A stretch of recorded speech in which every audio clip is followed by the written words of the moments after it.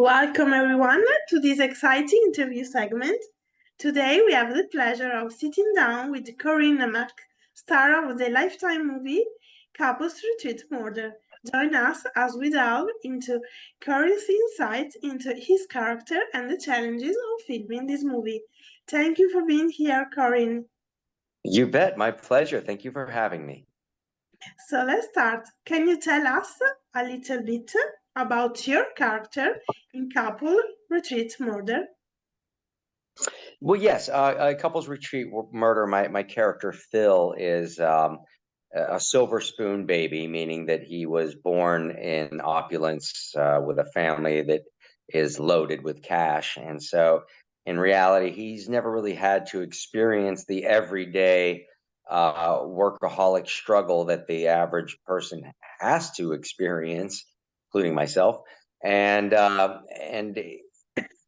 so he's aloof. He's not really connected to how people really feel about things, even personal things. His financial stability puts him even above the necessity of being sorry, you know, for his behavior because, well, hey, he makes all the money, so it doesn't really matter how he behaves because he makes all the money. Okay.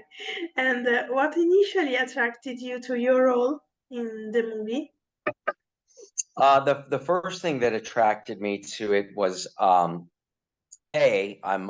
good friends with some of the producers on it, Jeff Shank uh, and Barry Barnholtz, those two specifically, and some of the other producers on it too, and the lead actor as well, Rib, is a buddy of mine. I've done a couple of films with him over the years, and he's a wonderful guy. He's just a great talent. He's wonderful to work with. And it was an opportunity for me to, it's kind of nice not playing a lead role, to be honest, even though that's what all of us actors strive for, is for the lead roles, the most important character, the most screen time. In all honesty, it's quite nice to show up on set and get to uh, do do the preparation work that you would normally do for a bigger role and have just as much fun and all of that, but without the same work hours. Yeah. What do you think makes this movie so special and captivating? I watched the release of it last night on Lifetime, and Yeah. I have to say they did a wonderful job with the cinematography, the pacing of it. They really, I thought it was a great thriller. I thought they did a really wonderful job. I think anybody out there who's into these kind of movies, it'll play really well for them. And it's written just mysteriously enough where even the people I was with, obviously I knew what was going on because I read the script and I was in it, but I heard them guessing about who was behind it, and when I heard the people I was watching it with start debating, and I know the answer and they're wrong, it made me go, okay, now the writing on this really worked. It really worked because they're totally wrong. And so that allowed for the revelation of what was really going on in this story, who was really behind it all, to be a nice surprise for the audience when it is finally revealed. And I thought that they did a tremendous job. Yeah. And what do you hope audiences take away from watching the movie? Well, the main thing I hope audiences take away from watching the movie is that murder is not a solution to your problems. Yeah. And that honestly, oddly enough, that you see in this movie, and you see it in real life too, how you can see that characters get so caught up in their own ideas of what they need to do to survive, what's the optimum behavior for them that's going to allow them the most success in life. And many times uh, we don't see what's right there beside us that is successful in a different way. Like, let's say if we, the lead character in this that Rib plays, his character bases how successful he is in life on how much money he's able to make. And if he's not making, and he still is a successful guy, they live in a nice house, he's got a little bit of money to burn here and there, not on the things, but he chose to have the level of lifestyle that he wanted, meaning the big house, the fancy car, all the bells and whistles. When, if you're concerned that you're not making enough money in life to live the way you want, then downsize your lifestyle, and then you can increase the amount of options you have for the things that you would like to do in life. I think some people, though, get caught up in the idea that the biggest house with all the nicest things is the end result, not how much great experience you can have with all of this wealth that's been gained, or this success that's been earned. It's never good enough, really. So, but the point that I'm making is that I think that what it also subtly shows you is that each one of the characters who turns out to be up to no good has something good already, but it's not good enough for them because they think what they need and want is somewhere else down the road. And so in order to accomplish and achieve, their desired outcome for their lives, they believe that murder is the way to get there. Yeah. And what was it like working with the rest of the cast on set?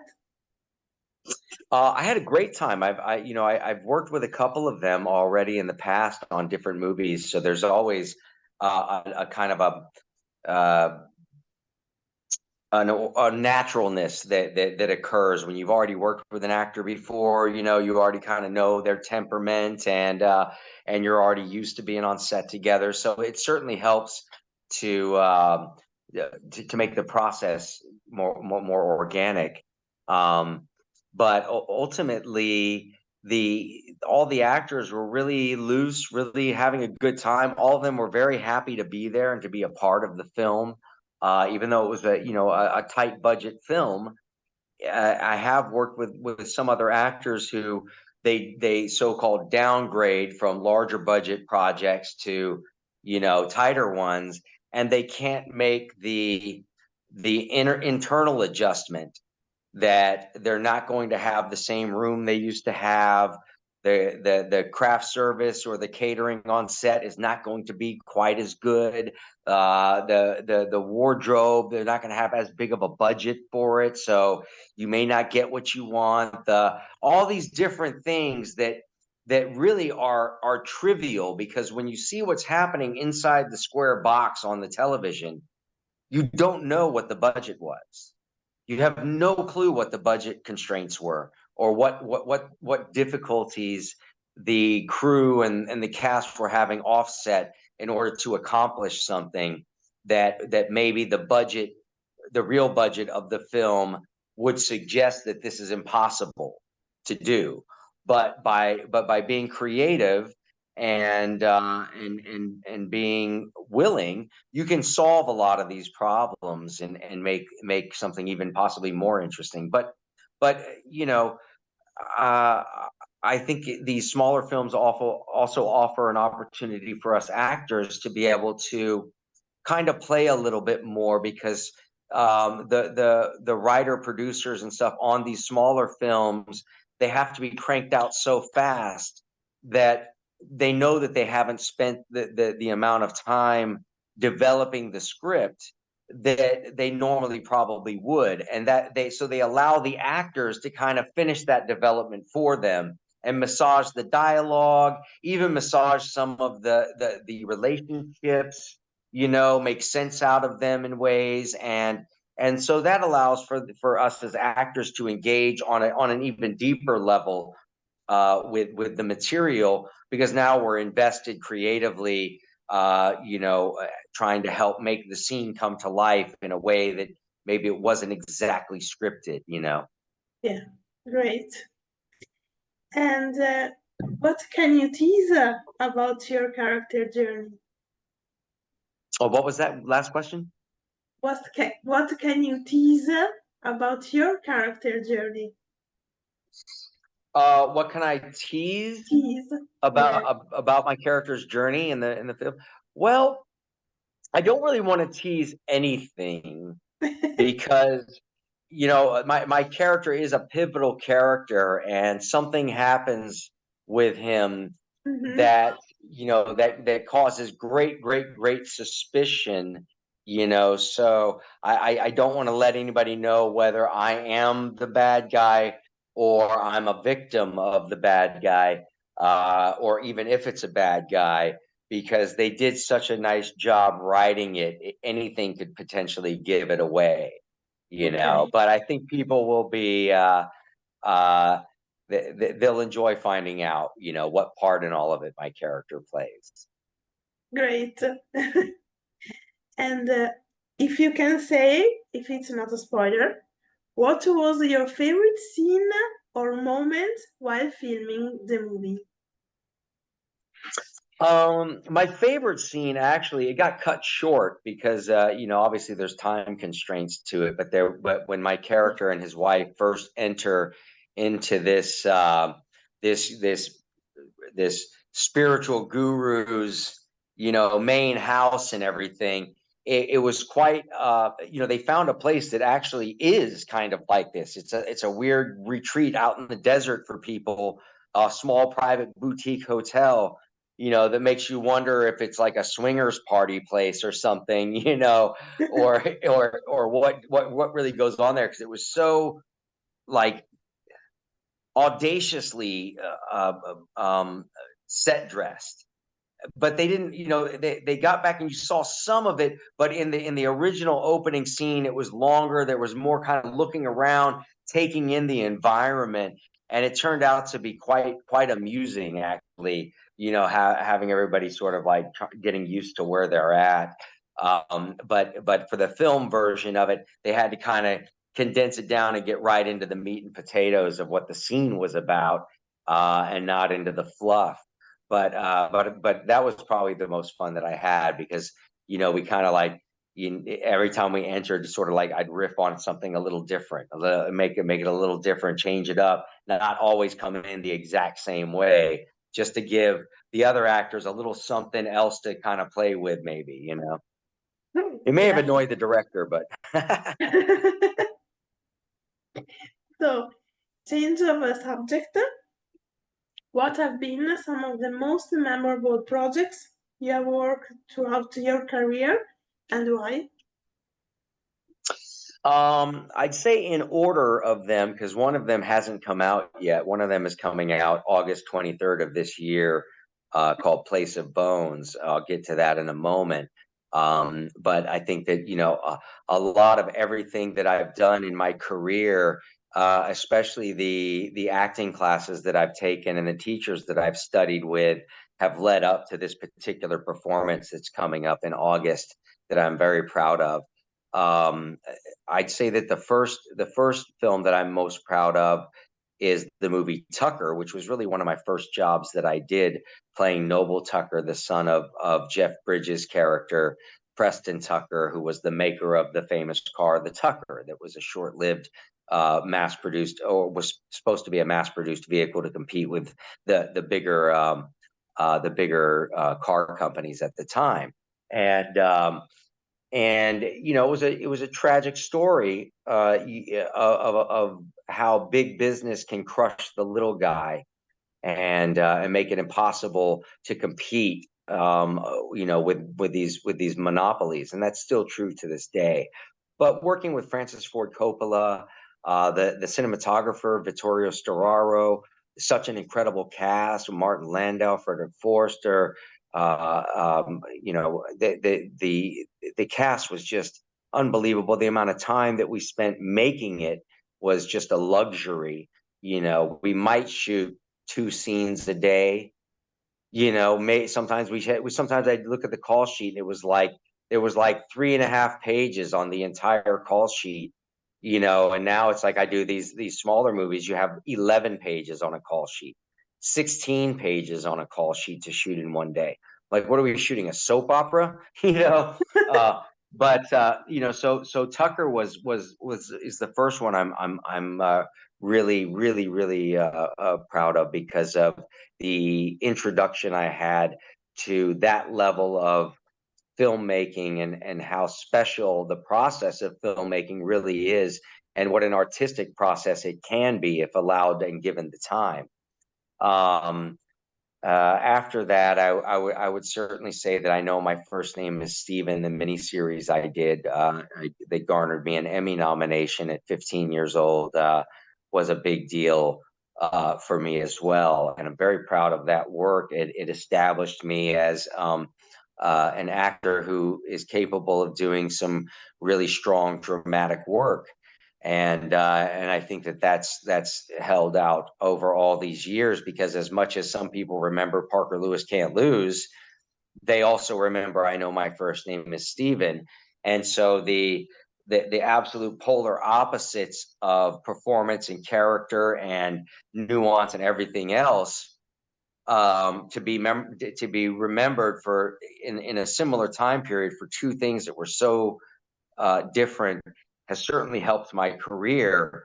Oddly enough, I think that what has, in a way, also hurt my career is the same thing, that I've never really been pigeonholed or known for one specific thing. You know, I've almost become that weird character actor who just keeps showing up in every movie that you watch for years, you know, with like a small role here, this role, that, you know, but it's, you know, the longevity has been great. I think the next one would be the miniseries The Stands, the Stephen King miniseries, which gave me an opportunity to for the first time to get to play a very bizarre, strange character way outside of myself, and that got me a lot of roles after that, having played that iconic character of Harold Lauder. Um, you know, so and I'm very proud of that work too. It was a great miniseries to be a part of.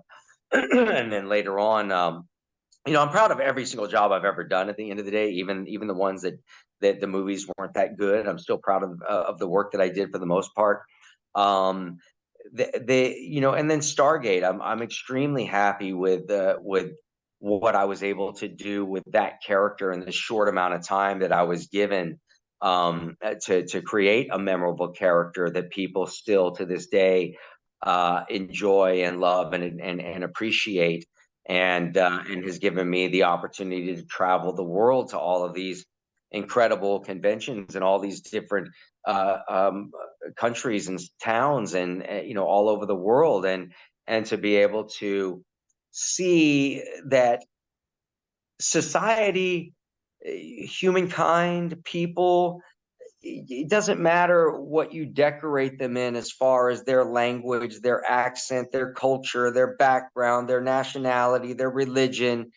It all breaks down when you get into the sci-fi community, because you know, no matter what language they speak or what their background is or anything, they're collectively a part of this whole that's a lot like the deck of the Star Trek Enterprise. Everybody is um, uh, given their position, you know, of importance, and and I found that's a lot like what the whole sci-fi, even fantasy kind of fan base world is a lot like. It's more of a community than it is a fan base, which is really wonderful. So you know, the Stargate, I'm very happy with what I was able to accomplish in the time I was given. I think I could have done a lot more with that character over time if allowed, but I was very happy with that. The work that I did after that, you know, certainly Supernatural was fun. I mean, there's so many different things I've done that were smaller, that people wouldn't know what the heck movie I'm talking about, that were very important to me. But as far as what my career, these jobs I'm discussing now were pivotal as well.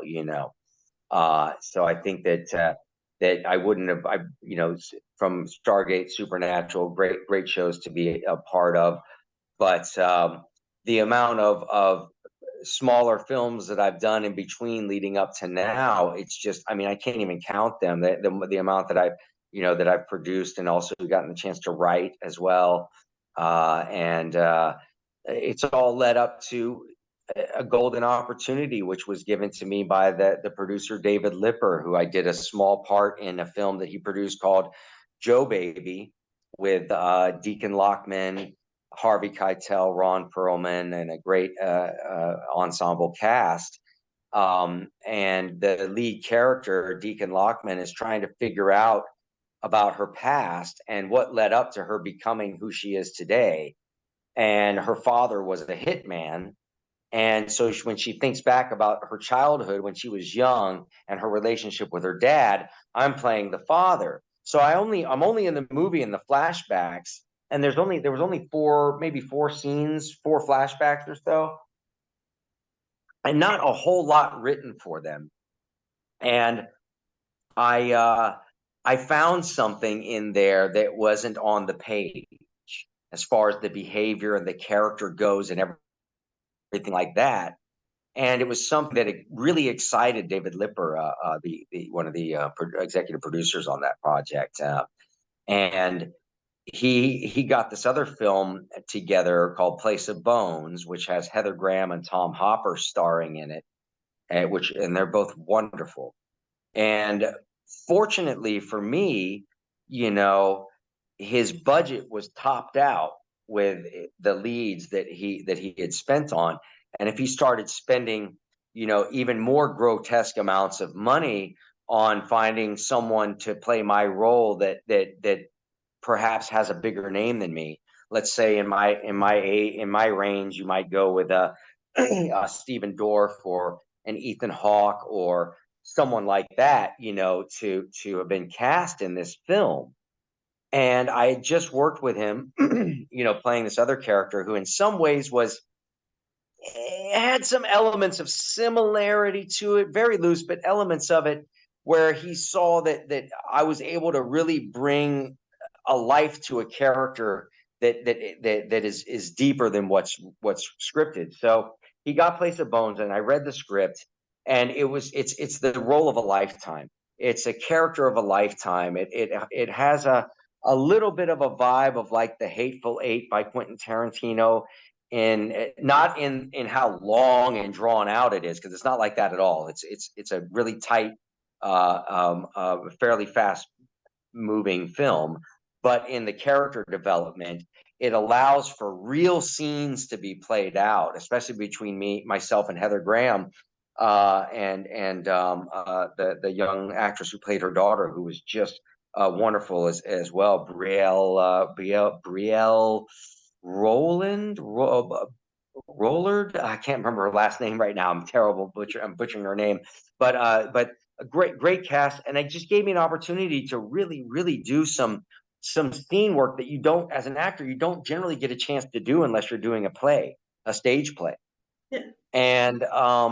And I had to audition with the director, Audrey Cummings, who did an incredible job with this movie, and Heather Graham. I had to read with her, obviously, and get the approval with the strong support of David Lipper. And after doing a Zoom meeting and then doing a Zoom reading, they agreed that I'm good enough to play the role. And I got to say, it's just, I don't know. This is what makes me have those moments in life where I look at how the universe works, how timing works, how circumstance, coincidence, all of these things can align in such a peculiar, fascinating way that an experience of a lifetime manifested out of it. And that's being able to play the role of Austin Calhoun in Place of Bones. And all of my training, all the different characters that I got to play over the years, all the different character acting I got to do in films that nobody's ever seen, or ever wanted to see or whatever, or just went under the radar. All of the work that I've gotten to do over God knows how many, whatever, it's been 38 years in the business or whatever it's been, it led up to me being relaxed and well trained enough to be able to bring this character to life in a way that I think should be another pivotal moment for me in my career, and put me back into a place where I am competing with the level of actors and talent that I have competed against in the past. I won't say that I deserve to compete against them, because I'm not sure if anybody deserves anything. We work to attain it, and if we're savvy enough and dedicated enough, we can attain anything. But you have to also be willing to go through the stage where all is lost, where attaining your ultimate goal is completely out of your reach and impossible, and still be willing to reach for it and work for it and attain it, because it's in that gap where all hope is lost that our true character shines, and what we're made of, resonates and comes to life. It's I mean, for instance, I'm glad that I didn't do it, but I have some friends who did pursue it, and they're doing fantastic financially now, and that's the whole podcast streaming thing, like you're doing. You know, in just before the 2020 thing and all of that, and the COVID shutdown and all the chaos, that's when a lot of podcasters absolutely blew up, because people were trapped in their houses, had nothing to do but, and I had an opportunity at that point to create a vehicle that by now, this many years later, I could have a certain following and all this and everything, and probably be making, really good money. I have some friends of mine who started it around that time period, and they're doing very successfully in the news podcasting world, and now have, the half a million, a million plus viewership and all of that, and these guys are making over tens of thousands of dollars a month. You know what I mean? And 10 is a low number, and it varies obviously throughout their month of what they, but at the end of the day, they're making more money than they've ever imagined making in their entire life, sitting in their home studio, doing commentary, Yeah. and updating people on what's going on in the world. And it's a fascinating, path to take. It just wasn't for me, but it's one of those things that, with every year that passes, and I see how much more successful they're becoming as they've continued doing it, I do have that itch on my back where I'm just going, I'm like, dude, stop, quit obsessing. Your path is a different path, and your journey is a different journey. Stay on that journey, don't look back.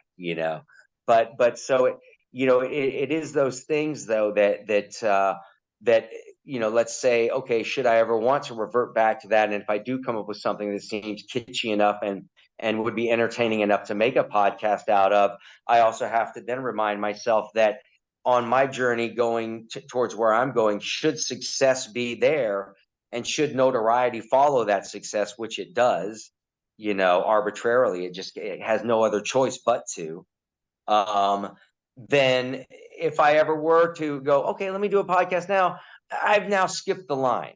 You know what I mean? I've now jumped, and now I don't have to spend the last 6 years doing it, because I could do it and then jump up there into that if I wanted to. And that gives me a sense of, okay, maybe not all is lost yet. I can still keep this on the back burner as a potential down the road, because I have a lot of interests, especially me and my son both have a lot of interests in, like megalithic archaeology and ancient alien theory and all this cool kind of Jonas Quinn type stuff, and my son's totally into it as well. And so that's the kind of stuff that I would do if I was doing a podcast. I'd go along those lines and then hopefully do one with my son, like the father and son show, Great, amazing. So, another question. At Mhm. survival shows, we are big fans of Christmas rom-coms. Yeah. What is your all-time favorite? One, you mean as far as one that I might have been in or one that I've watched? You can choose. Uh, I haven't done a lot of romantic comedies, unfortunately. I would love to. Uh, so I don't have a long list, especially not Christmas ones. I think I've done two, maybe. And I did one called Christmas Cruise with Vanessa Fox, with Vivica Fox. Sorry, I was thinking of Vanessa Angel and then Vivica Fox, with Vivica Fox. And I had a wonderfully, comedic role in it that was a lot of fun to play. They allowed me to totally riff and go off script and just improv, and it was quite hilarious. As far as romantic, Christmas comedies go, I'd probably date myself because I don't really, I don't find that they make a lot of great, for me, a lot of great Christmas movies that I would watch. Like I'd be more into watching like Christmas Vacation with Chevy Chase or something. Like to me, that's like a, Okay, you know, too. uh, that to me is a great romantic comedy, and I don't even know if there's anything romantic about it, but uh, It's a Christmas movie and it counts. yeah. Okay. And the last question. Can you tease something about your next projects? Yes, I did. I briefed you quite a bit on Place of Bones. So just to recap real quick, we're at Place of Bones. You can see the trailer for it. It's on several places on YouTube. It's all across the internet at this point. All you have to do is look up Place of Bones, and it will come up. It's a wonderful trailer. It looks great. Very excited about it, and it comes out August 23rd. It's going to come out as a theatrical release here in the US and parts of Canada, I think. And then it will also be available for streaming, for purchase streaming and rental as well, obviously, pretty soon after. So I would imagine that would be internationally. So anybody overseas should be able to access Place of Bones on a streaming service sometime or at the end of next month.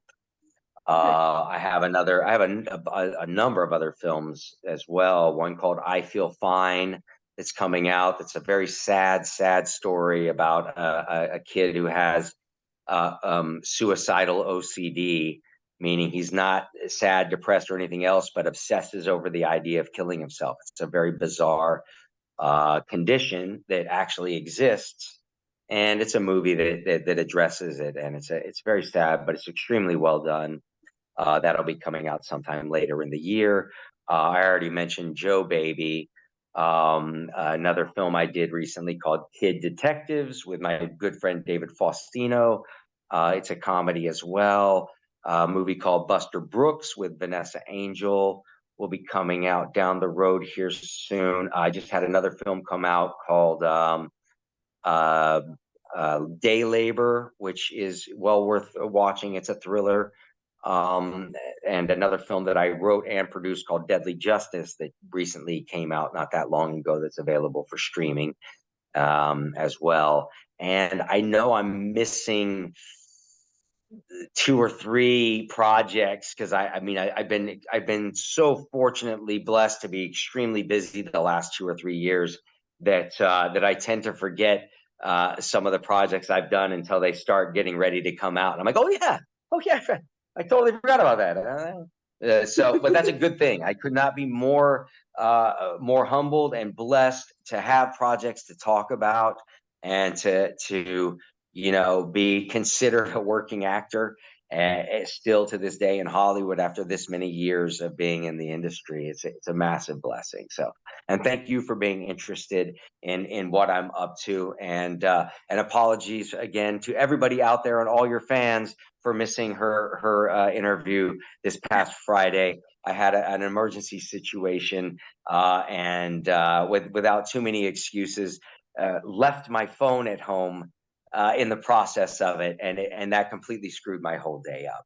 So I deeply apologize to all of you out there, but we're doing it now. We're all together. It's one big happy family. I give you one gigantic meta hug. Thank you. And don't worry again. Thank you so much. I appreciate the understanding. It's wonderful of you. Great. So Great. make sure to catch up the movie Couples Murder on Lifetime. Yes. And you guys can follow me. Yeah. And they can follow me wherever they want. They can follow me. My name is the same everywhere. It's the letter I, the letter M, and then my name, Corin Nemec. I am Corin Nemec. That's on Instagram, Twitter. It's on Facebook. That's the same thing on my Rumble. Although I don't post on Rumble, I do have Corin Nemec TV on YouTube, which is kind of fun to snoop around on. And then if you're interested in Spotify or BandLab or any kind of music stuff, it's the same thing. I am Corin Nemec. You can find me everywhere. Great, great. And thank you for being here with us. It is a My pleasure. You And betcha. it is amazing to hear you and your life and your stories. Thank you so much. Well, I appreciate your interest in them. I find them relatively mundane. Thank you. And thank You you bet. all for watching. Cheers, Bye. everyone.